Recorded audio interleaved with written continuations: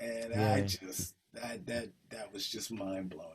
That's Absolutely. wow. Yeah. And now, obviously, being the MD and lead vocalist of Odyssey now, I mean, what was that transition like? Obviously, growing up, seeing your mother and your auntie, obviously the founding members of the Odyssey, to then take it over yourself and take it to where it is now. What was that transition like for you? Were you nervous or overwhelmed, scared, excited?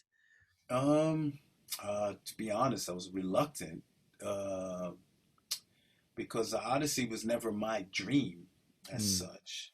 And even for my mom, it was never her dream, really. To be perfectly honest, Odyssey has always been and probably always will be a vehicle. mm, It was always a means to an end from its very beginning. From the very beginning, it was a means to pay the rent. It was 1977. There were no jobs. My mother had these three teenage boys not going to school, eating like men. yeah. Listen, you can play a little, you can sing a little, you can sing a little, you can do this, you can do that. We're going to find some work out here. We're going to, and so that's kind of how it started. My mom's greatest ambition was to be a songwriter. Mm, That was her real ambition. Just so happened that she could sing really well and just had this incredibly unique voice. But her thing wasn't to be a performing artist as such. I mean, mm, she was quite happy to do it, but it wasn't, her big dream. And mine was to be a producer.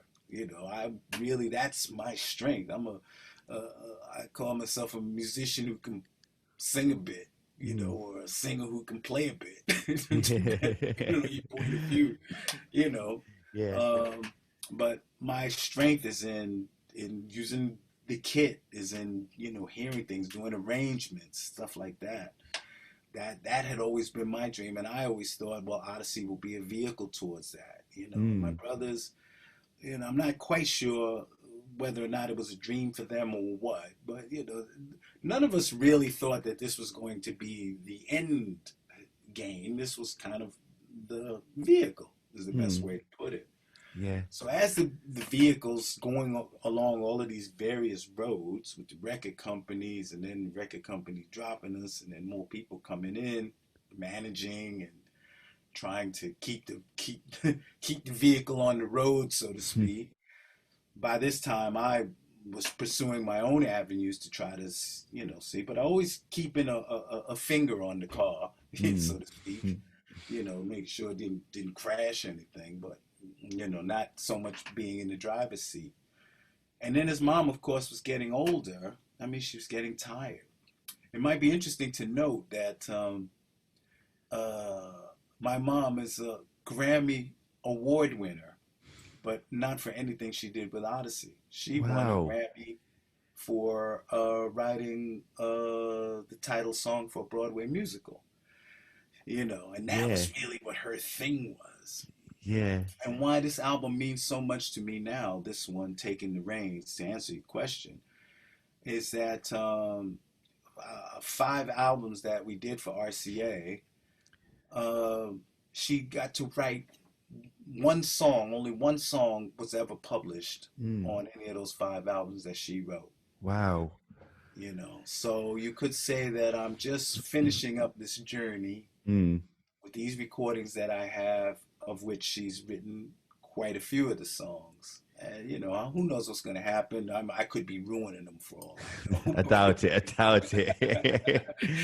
But it doesn't matter. I mean, the thing is, well, love them or hate them, Mom. There you go. Now you've got your songs on an Odyssey album, because certainly, if not for you, um, this wouldn't exist.